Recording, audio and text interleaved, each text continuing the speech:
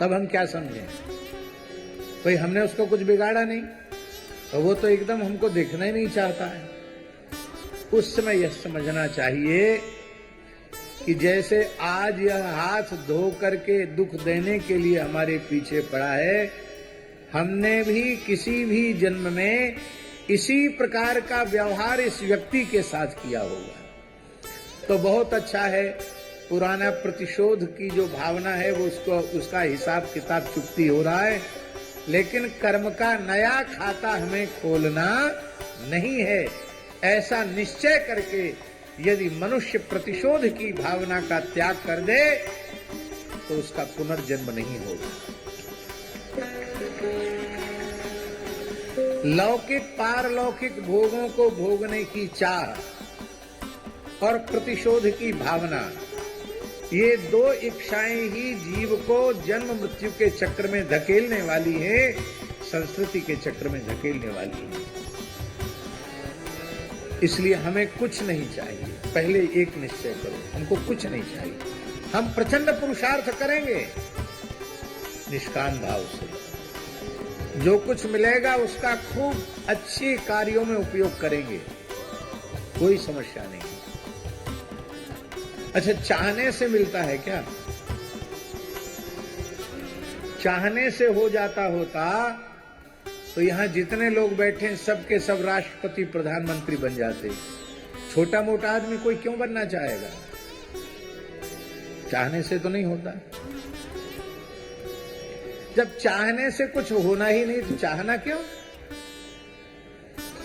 चाह गई चिंता मिटी, चाह गई चिंता खत्म, चाह गई चिंता मिटी, मनुआ बेपरवाह, जिनको कछु नहीं चाहिए बेईसाहंसा। उन्हें कुछ करने की जरूरत नहीं कि कोई मुकुट आए कि उनके सिर पे रखे। इस प्रकार की फकीरी वाले जो लोग हैं वो तो बिना ताज के सारी धरती के बादशाह हैं। भगवान किसके हृदय में रहते हैं? रहते तो सबके हृदय में हैं, लेकिन अनुभूति कौन कर पाता है कि मेरे हृदय में प्रभु का विलास हो रहा है? बोले जिनको कबहू न चाहिए कछु, तुम सन सहज सने, बसहु निरंतर तासुर, सोराउर निज गे। इसलिए किसी प्राणी को पीड़ा मत पहुंचाओ, इसी से तुम पीड़ा रहित हो जाओगे। सबको सुख दो, किसी से सुख लेने की इच्छा मत रखो। ध्यान दें, बाप निरंतर यही सोचे कि हम अपनी संतान को सुख देंगे, और संतान निरंतर यही सोचे कि हम अपने पिताजी को सुख देंगे, तो बाप बेटे में कभी वैमनस्यता होगी? कभी कलह होगा? बड़ा भाई सोचे कि हम छोटे भाई को खूब सुख देंगे, हमको कुछ नहीं चाहिए इसके, हम इसको भरपूर सुख देंगे, और छोटा भाई सोचे कि हम बड़े भाई को भरपूर सुख देंगे, तो भाई भाई में वैमनस्यता होगी? नहीं होगी। पत्नी ये निश्चय करे कि हम अपनी पूरा सर्वस्व न्यौछावर करके इन्हें प्रसन्न रखेंगे, इनको सुख देंगे, ये जैसे सुखी हो वैसा हम करने के लिए राजी हैं, हम उसी के लिए तैयार हैं। ये पत्नी सोचे अपने पति को सुख देने की इच्छा, और पति यही सोचे कि हमारी अपनी कोई हठ नहीं है, हमारा कोई आग्रह दुराग्रह नहीं है, हम किसी भी कीमत पर इसको दुखी नहीं करेंगे, इसको सुख पहुंचाएंगे। तो मेरा विश्वास है कि जीवन की अंतिम श्वास तक भी उस पति पत्नी का प्रेम घटेगा नहीं, बढ़ता ही चला जाएगा। समस्या ये होती है कि हम आपसे सुख तो चाहते हैं और आपको सुख देते नहीं हैं, वही समस्या हो जाती है। इसलिए कबीरा खड़ा बाजार में, मांगे सबकी खैर, ना काहू से दो। इसलिए प्राणियों का जीवन बहुत मूल्यवान है, ऐसा विचार करके हमारे पूर्वज चातुर्मास व्रत किया करते। आषाढ़ शुक्ल एकादशी से कार्तिक शुक्ला एकादशी तक, पूर्णिमा तक 4 महीने यात्राएं नहीं करते।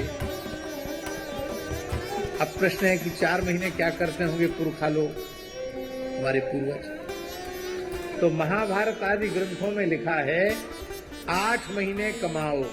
कितने महीने? 8 महीने कमाओ, 4 महीने आनंद से घर में बैठ के खा पी सको, मौज कर सको, इसके लिए 8 महीने कमाओ। उन 4 महीनों में क्या करें?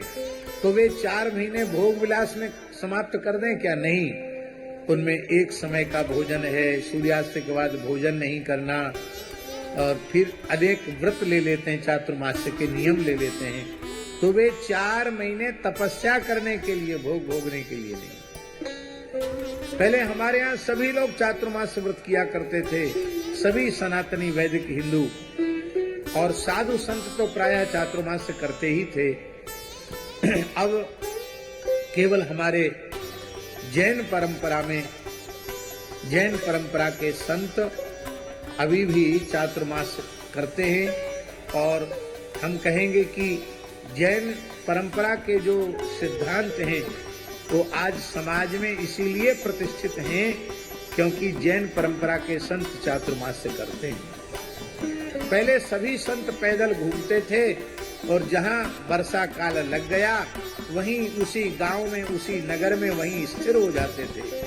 तो एक एक संत, प्रायः कई संत, कोई ऐसा गांव नहीं होता था भारतवर्ष का जिसमें चातुर्मास में कोई संत न हो, कोई ऐसा तालुका, कोई ऐसा जनपद नहीं होता था जहां कोई न कोई महान संत न हो।